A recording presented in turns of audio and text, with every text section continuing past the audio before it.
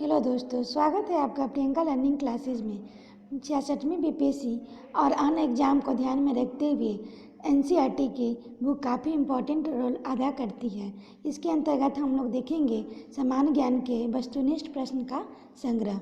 तो चलिए हम लोग देखते हैं अर्थव्यवस्था के क्वेश्चन। पहला अध्याय है अर्थव्यवस्था एक परिचय। इससे रिलेटेड जो भी क्वेश्चन बनेगा उसे देखते हैं। तो पहला क्वेश्चन है व्यवस्था से क्या तात्पर्य है। तो देश की समस्त आर्थिक गतिविधियों का समन्वय। इसके बारे में हम लोग व्याख्या में देखते हैं। अर्थव्यवस्था अर्थशास्त्र की वह व्यवहारिक पक्ष है। इसके अंतर्गत किसी क्षेत्र विशेष देशों के समूह अथवा विश्व में होने वाली समस्त आर्थिक गतिविधियाँ जैसे उत्पादन, उपभोग, विनिमय, वितरण, राजस्व आदि शामिल की जाती है। नेक्स्ट क्वेश्चन है आधुनिक अर्थशास्त्र का जनक किसे कहा जाता है। तो एडम स्मिथ को कहा जाता है। इसके बारे में हम लोग देखते हैं। आधुनिक अर्थशास्त्र का जनक एडम स्मिथ को कहा जाता है।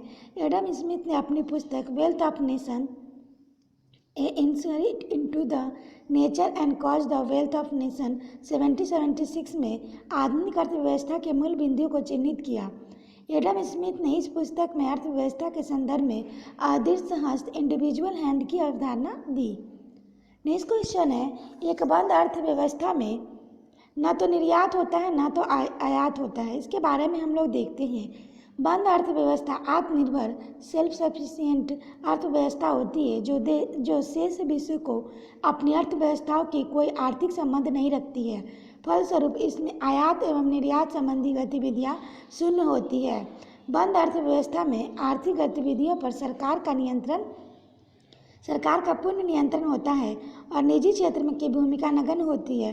अत्यंत न्यून विदेशी व्यापार के कारण उत्तर कोरिया को बंद अर्थव्यवस्था का उदाहरण माना जाता है।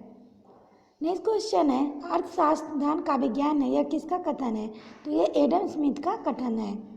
एडम स्मिथ ने अर्थशास्त्र को धन के विज्ञान साइंस ऑफ वेल्थ के रूप में वर्णित किया है। अर्थात अर्थशास्त्र के द्वारा धन अर्जित करने की विधियों एवं आय के वितरण के विषय में जाना जाता है। नेक्स्ट क्वेश्चन है पूंजीवादी अर्थव्यवस्था का मुख्य लक्षण है। तो निजी स्वामित्व है। इसके बारे में व्याख्या से देखते हैं। निजी स्वामित्व पूंजीवादी अर्थव्यवस्था के मुख्य लक्षणों में से एक है। पूंजीवादी अर्थव्यवस्था को मुक्त व्यापार अर्थव्यवस्था के रूप में जाना जाता है। वर्तमान समय में यह सर्वाधिक स्वीकृत आर्थिक विचारधारा है। नेक्स्ट क्वेश्चन है भारतीय अर्थव्यवस्था की विशेषता है।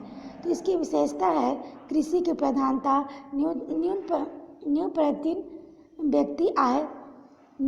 व्यक्ति आय और उसके बाद बृहद बेरोजगारी। इसके बारे में विस्तृत देखते हैं। उद्योगों की प्रधानता विकसित अर्थव्यवस्था की विशेषता है। चूँकि भारत की अर्थव्यवस्था विकासशील है अतः उद्योगों की प्रधानता भारतीय अर्थव्यवस्था की विशेषता नहीं है, जबकि शेष तीन लक्षण भारतीय अर्थव्यवस्था की विशेषता है। नेक्स्ट क्वेश्चन देखते हैं मिश्रित अर्थव्यवस्था मिक्स्ड इकोनॉमी से क्या अभिप्राय है। तो इसका आंसर होगा सरकारी निजी क्षेत्र के सह अस्तित्व। मिश्रित अर्थव्यवस्था में सरकारी, सार्वजनिक एवं निजी दोनों क्षेत्र देश के आर्थिक विकास के परस्पर सहयोगी भूमिका निभाते हैं। सरकारी क्षेत्र जहां देश के वंचित वर्ग के कल्याण के उद्देश्य से कार्य करता है, वहीं निजी क्षेत्र अधिकतम लाभ के उद्देश्य से प्रेरित होता है। भारत एक मिश्रित अर्थव्यवस्था है। अब हम लोग नेक्स्ट टॉपिक देखेंगे राष्ट्रीय आय। इससे रिलेटेड जो भी क्वेश्चन बनेगा उसे देखते हैं। ये सब एनसीईआरटी के सार है। तो पहला क्वेश्चन है राष्ट्रीय आय नेशनल इनकम का अर्थ है। तो फिक्स में से कोई नहीं, यानी कि किसी देश में उत्पादित वस्तुएं एवं सेवाएं नहीं है, किसी वित्तीय वर्ष में उत्पादित वस्तुएं एवं सेवाएं नहीं है, किसी देश में उत्पादित अंतिम वस्तुएं एवं सेवाएं नहीं है। इसकी व्याख्या देखिए। राष्ट्रीय आय एक वित्तीय वर्ष में किसी देश के नागरिकों द्वारा उत्पादित अंतिम वस्तु और सेवाओं का मौद्रिक मूल्य बाजार मूल्य का योग होता है। शुद्ध राष्ट्रीय उत्पाद एनएनपी को ही राष्ट्रीय आय कहते हैं। भारत में राष्ट्रीय आय की गणना एवं संबंधित आंकड़ों का प्रकाशन केंद्रीय सांख्यिकी कार्यालय द्वारा किया जाता है, सेंट्रल स्टैटिस्टिक्स ऑफिस। नेक्स्ट है निम्न में से किस राज्य में औसत प्रति व्यक्ति आय सर्वाधिक है। तो ये दिल्ली में है। इसकी व्याख्या देखिए। वर्तमान में प्रति व्यक्ति आय पर कैपिटा इनकम की दृष्टि से दिल्ली प्रथम स्थान पर है। वर्ष 2017-18 में चालू कीमत करेंट प्राइस में पर दिल्ली में प्रति व्यक्ति आय 3,29,093 रुपये है। इस दृष्टि से गोवा दूसरे स्थान पर है, जबकि बिहार इस सूची में अंतिम स्थान पर है। नेक्स्ट हम लोग देखते हैं भारत में राष्ट्रीय आय की गणना किसके द्वारा की जाती है, तो केंद्रीय सांख्यिकी कार्यालय द्वारा की जाती है। इसकी व्याख्या देखें। केंद्रीय सांख्यिकी कार्यालय CSO का गठन 2 मई 1951 को किया गया था, जिसका मुख्यालय नई दिल्ली में स्थित है। यह भारत में राष्ट्रीय आय की गणना करता है। इस संगठन के संस्थापक PC महालनोबिस थे। स्वतंत्र भारत में राष्ट्रीय आय का सबसे पहला सरकारी अनुमान वर्ष 1948 से 49 में वाणिज्य मंत्रालय द्वारा प्रकाशित किया गया था। नेक्स्ट क्वेश्चन हम लोग देखते हैं, शुद्ध घरेलू उत्पाद NDP प्राप्त किया जाता है, तो ये सकल घरेलू उत्पाद में मूल्यह्रास घटाकर किया जाता है। इसकी व्याख्या देखिए। NDP = GDP माइनस मूल्यह्रास होता है। किसी अर्थव्यवस्था के सकल घरेलू उत्पाद GDP में से उस वर्ष के दौरान होने वाले मूल्यह्रास को घटा देने पर शुद्ध घरेलू उत्पाद प्राप्त होता है। भारत में मूल्यह्रास की दर का निर्धारण केंद्रीय वाणिज्य एवं उद्योग मंत्रालय द्वारा किया जाता है। मूल्यह्रास कभी शून्य नहीं हो सकता, इसलिए NDP सदैव GDP से कम होता है। नेक्स्ट है, सकल राष्ट्रीय उत्पाद में श्रम की भागीदारी कम होने का कारण है, तो कीमतों की तुलना में मजदूरी कम है। इसकी व्याख्या देखिए। सकल राष्ट्रीय उत्पाद में श्रम की भागीदारी कम होने के कारण कीमतों की तुलना में मजदूरी का कम होना है। नेक्स्ट है, भारत में राष्ट्रीय आय को मापने के लिए प्रयोग किया जाने वाला आधार वर्ष है, तो 2011-12। इसकी व्याख्या देखिए। वर्तमान में राष्ट्रीय आय की गणना का आधार वर्ष 2011-12 है।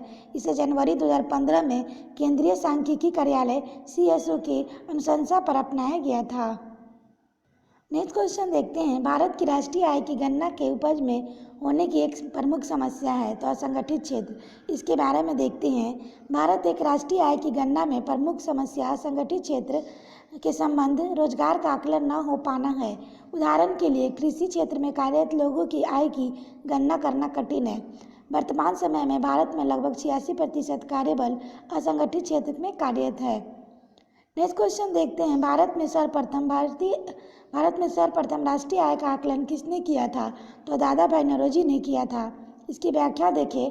भारत में सर्वप्रथम राष्ट्रीय आय का आकलन दादा भाई नौरोजी ने वर्ष 1867 में किया था। उन्होंने अपनी पुस्तक poverty and British rule in India में भारत की प्रति व्यक्ति आय 20 रुपये बताई थी, जबकि वैज्ञानिक विधियों से राष्ट्रीय आय का आकलन सर्वप्रथम BKR राव ने किया था। DR गाडगिल ने केंद्र द्वारा राज्यों को दी जाने वाली अनुदान राशि के निर्धारण हेतु गाडगिल फार्मूला दिया था, जिसे चौथी और पांचवी पंचवर्षीय योजना में स्वीकार किया गया था। नेक्स्ट है, बाजार कीमत पर शुद्ध घरेलू उत्पाद प्राप्त किया जाता है, तो ये हो जाएगा NNP माइनस विदेशी प्राप्त शुद्ध कारक आय से। इसका व्याख्या देखें। बाजार कीमत पर शुद्ध राष्ट्रीय उत्पाद NNP में से विदेशों के प्राप्त शुद्ध कारक आय को घटाकर किसी भी अर्थव्यवस्था की बाजार कीमत पर शुद्ध घरेलू उत्पाद NDP निकाला जाता है, जबकि NNP = GNP माइनस मूल्यह्रास होता है। नेक्स्ट है, सकल घरेलू उत्पाद की अवधारणा में घरेलू की सीमा के अंतर्गत निम्न में से कौन सा क्षेत्र शामिल नहीं है, तो इसका हम लोग आंसर देखते हैं। तो इसका आंसर पहला होगा, यानी कि विदेशों में स्थित भारतीय संस्कृति के मंदिर। दूसरा होगा 2 या 2 से अधिक देशों के मध्य सीमा विवाद का क्षेत्र। इसका व्याख्या हम लोग देखते हैं। सकल घरेलू उत्पाद की अवधारणा अंतर्गत घरेलू सीमा के निम्नलिखित क्षेत्रों में शामिल किया जाता है। पहला है देश का राजनीतिक क्षेत्रफल, दूसरा है विशेष आर्थिक क्षेत्र SEZ, तीसरा है अंतरिक्ष क्षेत्र। नेक्स्ट है अंटार्कटिका व आर्कटिक ध्रुवीय क्षेत्र को स्थित शोध केंद्र। नेक्स्ट है गहरे समुद्र क्षेत्र। नेक्स्ट विदेशों में राजनीतिक कार्यालय। नेक्स्ट है देश के निवासियों द्वारा संचालित मछली पकड़ने की नौकरी तथा तैरते हुए प्लेटफॉर्म। नेक्स्ट देखते हैं व्यक्तिगत व्यय योग या प्रयोजन आय का अर्थ है, तो इसका अर्थ है व्यक्तिगत आय माइनस प्रत्यक्ष कर। इसकी व्याख्या देखें। व्यक्तिगत आय में से प्रत्यक्ष करों का भुगतान के बाद आय लोगों के पास शेष बचती है, यह व्यक्तिगत प्रयोज्य आय कहलाती है। धारक इस राशि को बचत करने, व्यय करने या निवेश करने आदि के लिए स्वतंत्र रहता है। प्रयोज्य आय इक्वल टू कुल आय माइनस कर अदायगी माइनस गैर अदायगी होता है। नेक्स्ट है, राष्ट्रीय आय में वृद्धि के साथ साथ अर्थव्यवस्था पर क्या प्रभाव पड़ता है। सेवा क्षेत्र का अंश बढ़ाया जाता है। इसका व्याख्या देखिए, किसी अर्थव्यवस्था में राष्ट्रीय आय में वृद्धि के साथ अर्थव्यवस्था में सेवा क्षेत्र का अंश बढ़ता जाता है, जबकि प्राथमिक क्षेत्र जैसे कृषि, खनन, मत्स्य आदि का अंश कम हो जाता है। नेक्स्ट है, लेखांकन वर्ष के दौरान किसी देश के घरेलू क्षेत्र में उत्पादित सभी वस्तुओं और सेवाओं का मूल्य कहा जाता है। तो इसका आंसर हम लोग देखते हैं। तो इसका आंसर होगा सकल घरेलू उत्पाद, जीडीपी कहा जाता है।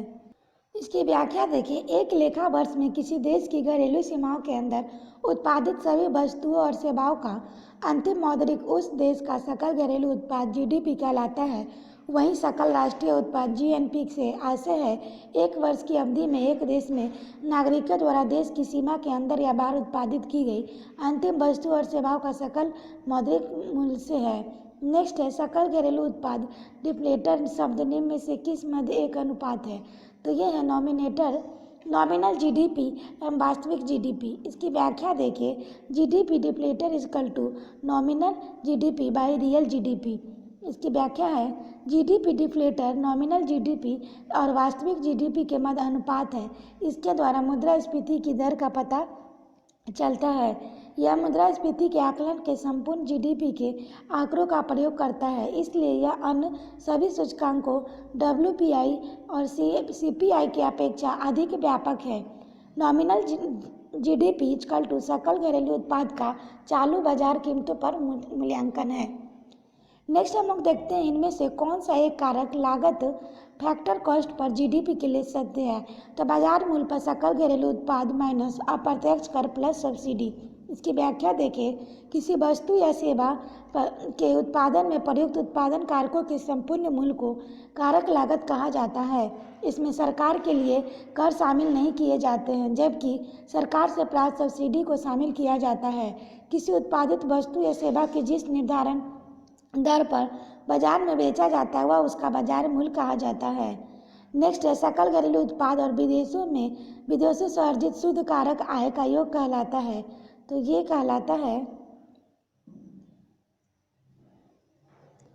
तो ये जगह सकल राष्ट्रीय उत्पाद कहलाता है। इसकी व्याख्या हम लोग देखते हैं, सकल घरेलू उत्पाद एवं विदेशों से अर्जित शुद्ध कारक आय को सकल राष्ट्रीय उत्पाद कहा जाता है। इसका आशय एक वर्ष की अवधि में एक देश के नागरिकों द्वारा देश की घरेलू सीमा के अंदर या बाहर उत्पादित की गई अंतिम वस्तु और सेवाओं के सकल मूल्य से है। GNP equal to GDP plus X minus M. X equal to नागरिकों द्वारा विदेशों में अर्जित आय, एम इक्वल टू विदेशियों द्वारा देश में अर्जित आय है। नेक्स्ट है, राष्ट्रीय आय मापने की सबसे उपयुक्त विधि है। तो शुद्ध राष्ट्रीय उत्पाद कारक लागत पर। इसकी व्याख्या देखें, राष्ट्रीय आय की गणना की सबसे उपयुक्त विधि कारक लागत पर शुद्ध राष्ट्रीय उत्पाद एनएनपी है। एनएनपी को ज्ञात करने के लिए सकल राष्ट्रीय उत्पाद जीएनपी में से मूल्यह्रास और शुद्ध अप्रत्यक्ष करों, अप्रत्यक्ष कर सब्सिडी को घटाया जाता है। NNP equal to GNP minus मूल्यह्रास प्लस शुद्ध अप्रत्यक्ष कर होता है। वर्तमान में राष्ट्रीय आय की गणना कारक लागत पर नहीं अपितु बाजार मूल्यों पर भी की जाती है, जिसमें अप्रत्यक्ष करों को जोड़ा जाता है और उत्पाद तथा सब्सिडी को घटाया जाता है। नेक्स्ट हम लोग देखते हैं, एक सरल अर्थव्यवस्था में जहां सरकार बाह्य व्यापार अथवा बचत नहीं करती वहां राष्ट्रीय आय की गणना की जाती है। तो उपयुक्त सभी से, यानी व्यय विधि से, उत्पादन विधि से, आय विधि से। अब हम लोग सारे विधि को देखते हैं। व्यय विधि होता है राष्ट्रीय आय की गणना उत्पादन की मांग पक्ष को ध्यान में रखकर की जाती है। उत्पादन अथवा मूल्य वर्धित विधि, प्रोडक्शन इन मेथड में उत्पादित वस्तु और सेवाओं के वार्षिक मूल्य के माध्यम में राष्ट्रीय आय की गणना की जाती है। आय विधि है इनकम मेथड में राष्ट्रीय आय की गणना सभी क्षेत्रों में कार्यरत व्यक्तियों और व्यावसायिक उपक्रमों की शुद्ध मौद्रिक आय के योग के माध्यम से की जाती है। तो आज के लिए इतना ही दोस्तों, फिर मिलते हैं हम लोग नेक्स्ट टॉपिक पे। Thank you. चैनल को लाइक करें, शेयर करें एंड सब्सक्राइब करें। Thank you.